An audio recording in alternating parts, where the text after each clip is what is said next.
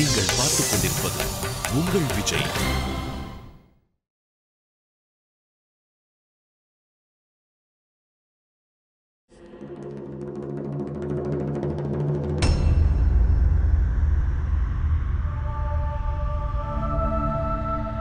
அப்பா, இவங்க யாரு? நீங்க ஏன் உங்களுக்கு வளையல் போடுறீங்க? உங்களுக்கு போட கூட தெரியாது. அம்மாவை கூப்பிடுவா. இவங்க தான் அவங்க, உன் தங்கச்சியை கூட்டிட்டு வந்தவங்க. இப்ப இவங்களை திருப்பி கூட்டிட்டு போய் விடணும். இவங்க கூட்டிட்டு வந்தாங்களா? அப்படின்னா நீங்க ஹாஸ்பிடல்ல இருந்து யார்கிட்ட சொல்லாம என் தங்கச்சி கூட்டிட்டு வரலையா? சொல்லுங்கப்பா. திருப்பி கொடுக்க வேண்டிய அவசியம் இருக்காதுல்ல? இல்ல கண்ணா, இவ்வளவு திருப்பி கொடுக்க வேண்டிய அவசியம் இருக்காது. அப்படின்னா உண்மையிலேயே என் தங்கச்சி தானா? கடவுள் தானே அவளை அனுப்பிச்சு விட்டாரு. Hi, jolly jolly.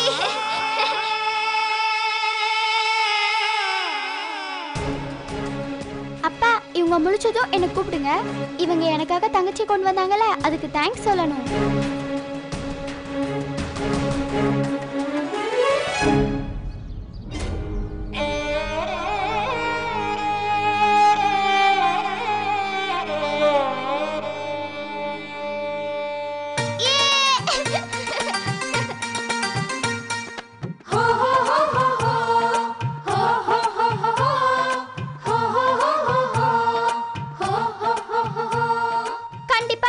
நீதான் என் தங்கச்சி, உண்மையான தங்கச்சி. இனிமே என் கிட்ட இருந்து யாரும் எடுத்துட்டு போக மாட்டாங்க. Hi, jolly jolly.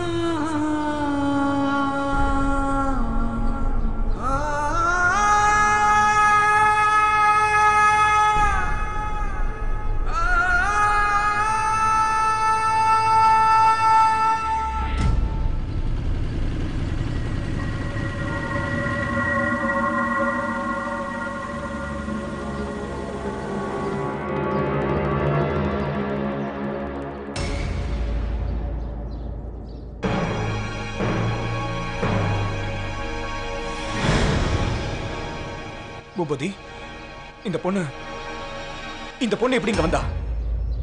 பூபதி, உன்கிட்ட தான் நான் கேட்டுக்கிட்டு இருக்கேன். இவ யாருன்னு உனக்கு தெரியல? இவ அதே பொண்ணுதான். இவளாலதான் உன் நண்பனோட கல்யாணம் பாதியிலே நின்னு போச்சுன்னு தெரியல?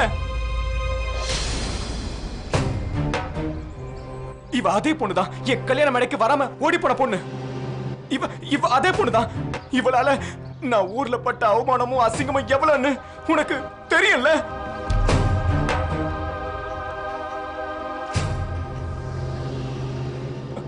பூபதி, நீ எதுவும் பேச மாட்டேங்கிற? பாரு பூபதி, பாரு, நான் பேசுறது உனக்கு கேக்குதா இல்லையா? இவ அதே பொண்ணுதான். இவளால எங்க அம்மா இறந்து போயிட்டாங்க. பூபதி, எனக்காக சொல்லு, நல்லா பொறுமையா சொல்லு. இந்த பொண்ணு தெரியாதுன்னு சொல்லு. கர்ணா சித்தப்பா, இங்க பாருங்க, என் தங்கச்சி. இவங்க தான் கூட்டிட்டு வந்தாங்க. ரன்வீர் கண்ணா, உனக்கு யார் சொன்னது? அப்பா தான்.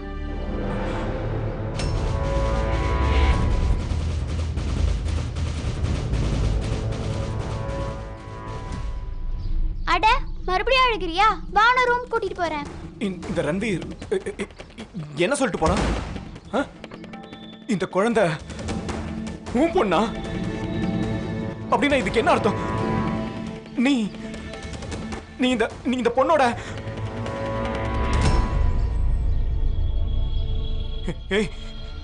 பேசாம மட்டும் இருக்காத. ஒரே வாட்டி சொல்லிடு, இவளை தெரியாதுன்னு சொல்லு. ஒருவேளை இவ யாருன்னு உனக்கு தெரிஞ்சிருந்தா உன் கையாலே கழுத்தை நெரிச்சு கொன்னு இருக்க மாட்டேன். இல்ல, எனக்கு நல்லா தெரியும் உன்னை யாரும் இதுல சிக்க வச்சிருக்காங்க. கண்டிப்பா இவதான் சிக்க வச்சிருப்பா. இவ சாகறதுக்கு நம்ம ஊர் தான் கிடைச்சுதா? பழச கிளறதுக்காக வந்திருக்கா. இவளை தூக்கி ஊருக்கு வெளியில போடுங்க. கர்ணா,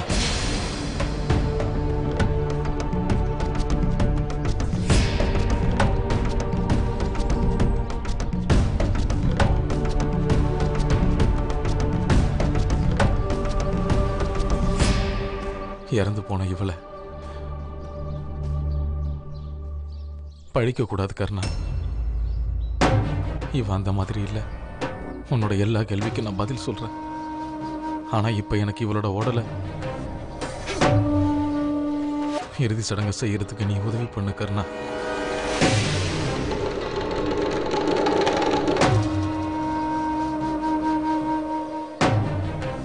பூபதி, உன் மேல நான் சத்தியமா சொல்றேன், உன்னை நான் ஒரு கேள்வி கூட கேட்க மாட்டேன். இவளை நீ மரியாதையோட அடக்கம் பண்ணணும்னு நினைக்கிறல்ல, அதுக்கு நான் உதவி பண்றேன்டா. ஒரே ஒரு வாட்டி மட்டும் சொல்றேன், உன்னை உன்னை இவ ஏமாத்துறான்னு சொல்லுடா.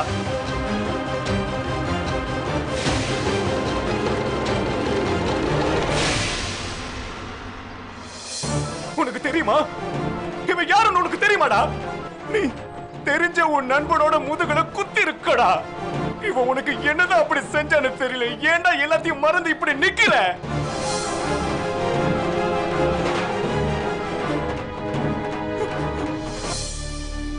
உன் எல்லா கஷ்டத்தையும் நான் சகிச்சுப்பேன்டா. ஆனா ஒரு விஷயத்தை மட்டும் என்னால சகிச்சுக்க முடியாதுடா. எங்க அம்மாவை 4 பேர் வச்சு தூக்கிட்டு போனாங்கல்ல, அதுல ஒரு தோல் உன்னோடதுடா. சரி ருக்மணி, நாம இங்க இருந்து போகலாம். இவன் தான் உன் மாமியார கொன்ன கொலைகாரன்.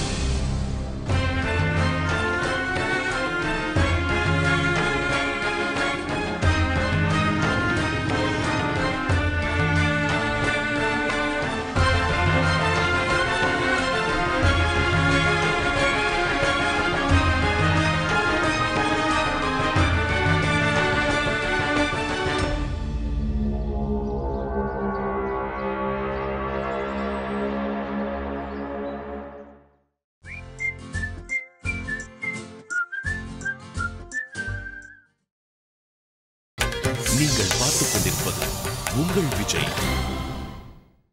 அந்த பார் தன்வீரோட வீடு, அதுக்கு பக்கத்துல சுரேந்தர் சித்தப்பா வீடு.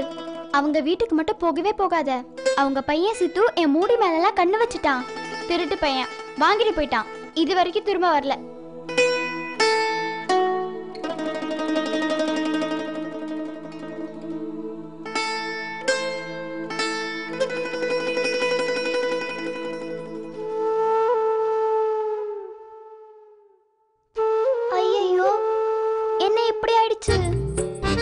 நான் எப்ப உனக்கு போனேன்? எனக்கு தெரியவே இல்ல. இன்னைக்கு அம்மா என்ன நல்லா திட்ட போறாங்க. இப்ப என்ன பண்ணலாம்? கபோர்ட்ல இருந்து துணி எடுத்து மாத்திக்கலாம்.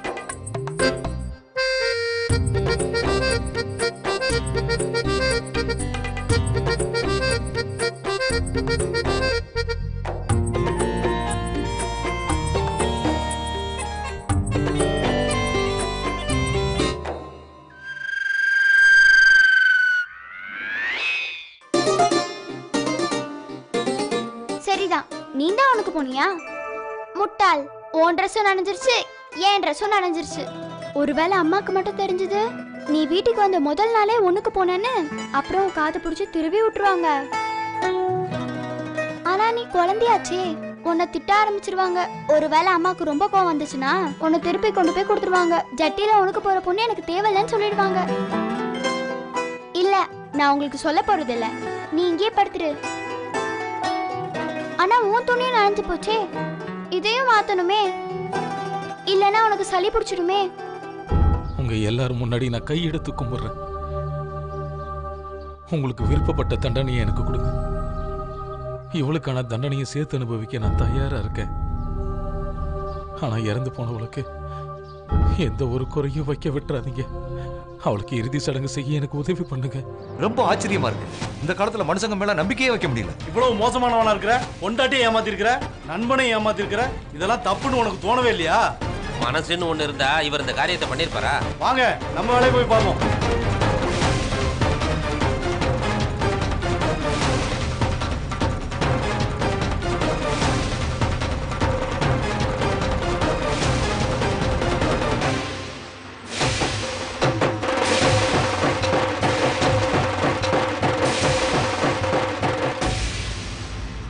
அப்பா, நான் இவளுக்கு தண்ணி குடிக்க வைக்க வைக்கும் போது அவ குடிச்சிட்டே புர்றன்னு துப்பிட்டா.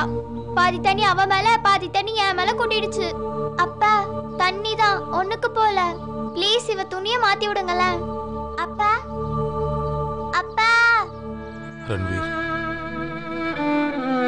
கொஞ்ச நேரத்துக்கு நீ அமைதியா இரு. என்னை என் வேலையை செய்ய விடு. அப்பா இவங்க இன்னுமா தூங்கிட்டு இருக்காங்க? எந்திரிக்கலையா? ஆமா கண்ணா, ரொம்ப ஆழ்ந்த தூக்கத்துக்கு போயிட்டாங்க.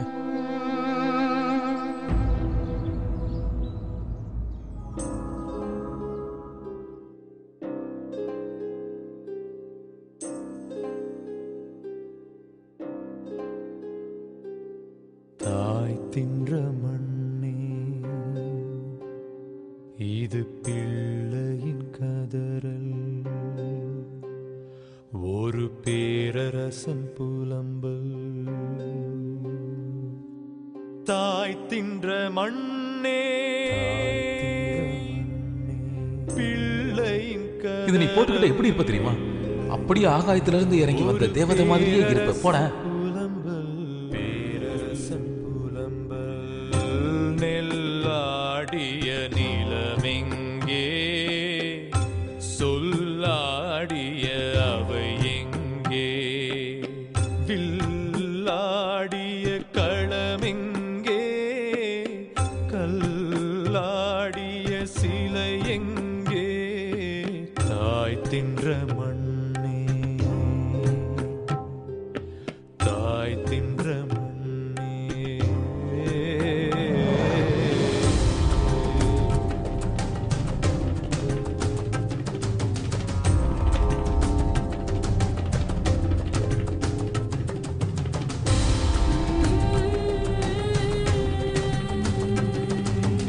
அப்பா என் ஃப்ரெண்ட்ஸ் எல்லாம் அவங்களுக்கு மட்டும் தான் பெருசா தங்கச்சி இருக்க மாதிரி நினைச்சிட்டு இருக்காங்க. இன்னைக்கு நானும் சொல்லிப்பேன் எனக்கு தான் இந்த ஊர்லயே அழகான தங்கச்சி இருக்கான்னு. அட இவ புடவைய விடவே மாட்டேங்கிறா.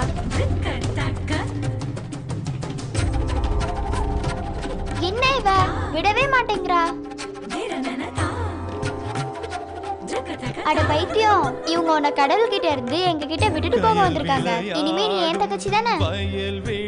தேடி காய்ந்து கழிந்தன கண்கள், காவிரி மலரின் கடிமனம் தேடி கருகி முடிந்தது நாசி. சிலை வழி மேவும் ஒளி ஒலி தேடி திருகி விழுந்தன செவிகள், ஊன் பொதி சோற்றின் தேன் சுவை கருதி ஒட்டி உலர்ந்தது நாவும். புலிக்கொடி பொறித்த சோழ மாந்தர்கள் எலிக்கறி பொறிப்பதுவோ, காற்றை குடிக்கும் தாவரமாகி காலம் கழிப்பதுவோ, மண்டை ஓடுகள் மண்டிய நாட்டை மன்னன் ஆளுவதோ, மன்னன் ஆளுவதோ.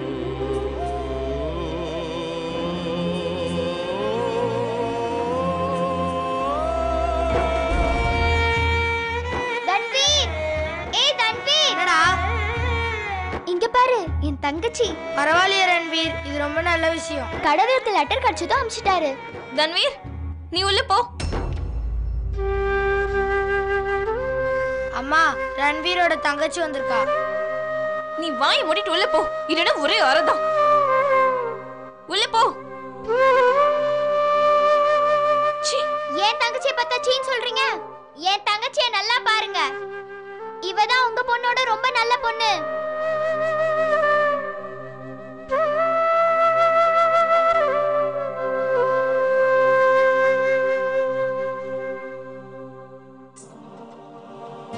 ஏ சோனா, இங்க பாரு என் தங்கச்சி. வாய் மூடு.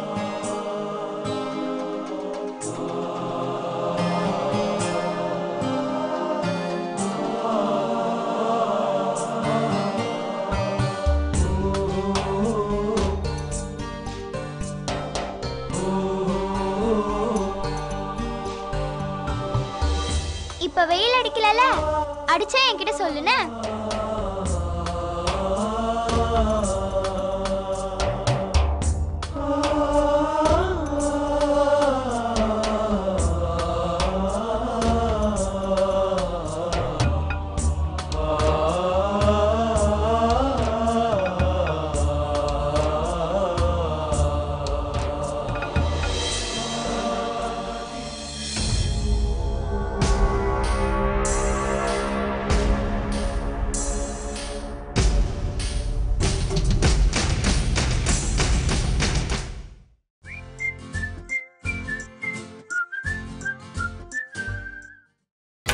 நீங்கள் பார்த்துக் கொண்டிருப்பது உங்கள் விஜய்.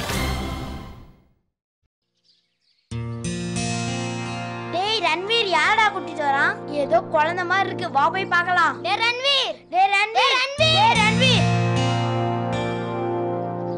டேய் ரன்வீர், யார் இந்த குழந்தை? எங்க இருந்து வந்தது? இவ என் தங்கச்சி. நான் கடவுளுக்கு ஒரு லெட்டர் எழுதினேன், எனக்கு ஒரு தங்கச்சி அனுப்ப சொல்லி. அப்புறம் கடவுளும் தங்கச்சி அனுப்பிச்சிட்டாரு. அதுவும் உடனே. ஒரு பெரிய சித்தி வந்திருந்தாங்க, அவங்க தான் என் தங்கச்சியை கூட்டிட்டு வந்தாங்க.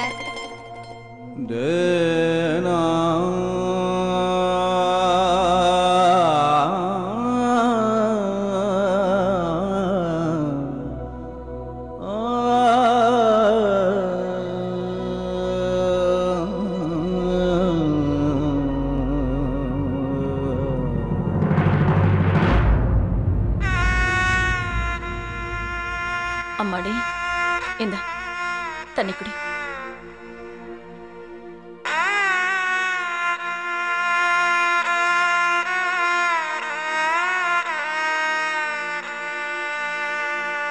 எங்க பாரு, நீ போய் கொஞ்ச நேரம் ஓய்வு எடுத்துக்கோ. இப்படியே உட்காந்துட்டு இருந்தனா உன் உடம்புக்கு நல்லது இல்லம்மா. இப்படி உட்காராத, என்ன தலகாணி வைக்கிறேன், நல்லா சாஞ்சி உட்காரு.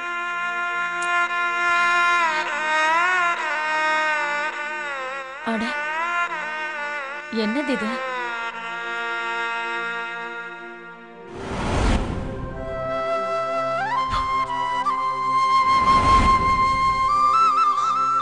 உங்களுக்கு எது இந்த பஞ்சு? அதான் அந்த பழைய பச்சை தலாணி இருக்குல்ல, அதுல இருந்து கிழிச்சு எடுத்தேன்.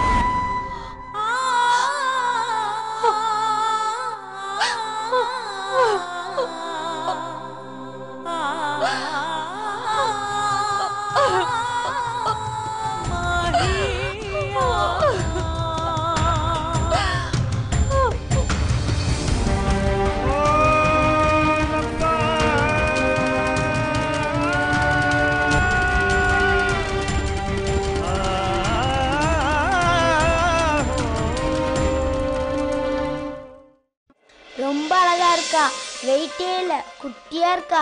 டே ரன்வீர், ஒரு வாட்டி நான் தூக்கி பாக்குறேன் கூட.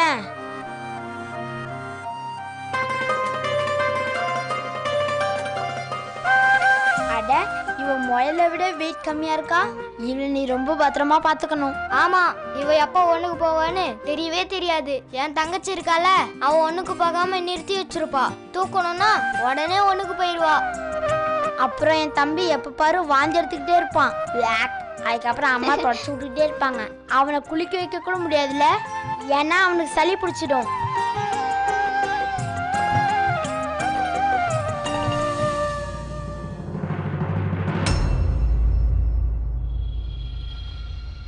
ஏய், யார் குழந்தது? மறுபடியும் ஹாஸ்பிட்டல்ல திருட்டிட்டு வந்தியா?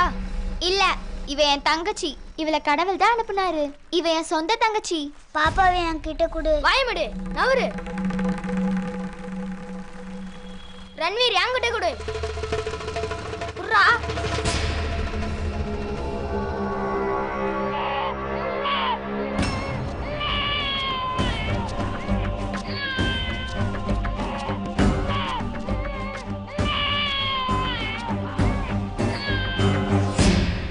நீ என் தங்கச்சி அழுக வச்சுட்டல, இங்க பாரு. இன்னொரு வாட்டி மறுபடியும் என் தங்கச்சி அழ வச்ச, அப்புறம் வயிற்றுல இழுத்து ஒரு குத்து குத்துனா 3 நாளைக்கு நீ எழுந்திருக்கவே மாட்ட.